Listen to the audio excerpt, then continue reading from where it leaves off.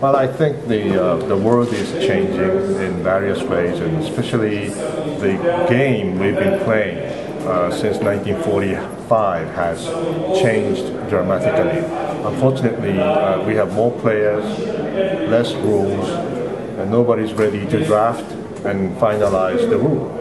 So I don't know what's going to happen to us, but I think there are some similarities and differences between Europe and East Asia, our part of the world.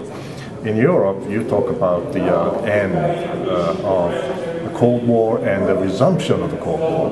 But in East Asia, we still have 3 communist countries, undemocratized, and there's no end to a Cold War. We have no concept of ending the Cold War.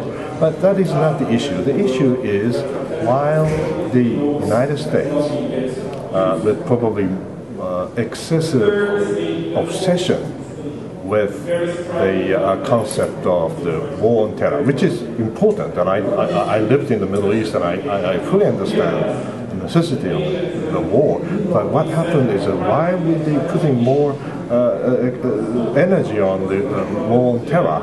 We might have ignored some traditional, conventional geopolitical strategic interests, such as the rise of India, the rise of China, the comeback of Russia. Now we have more players, and we don't know what to do. In East Asia, in particular, I think the main issue is, of course, as I told you, the rise of China. I'm not criticizing it. I think it's a good thing, and we always want stable, unified, and a little bit more democratic China, if there's any. But the real question is, even the Chinese people do not know what kind of China they want to make in the future. If they fail, we'll be in trouble. If they're successful, we'll be all happy. But we don't know what's going to happen to them. And I think what Japan can play in that part of the world is not only to engage, but we are not going to hedge them because they're too big. Maybe even the Americans may not be able to hedge.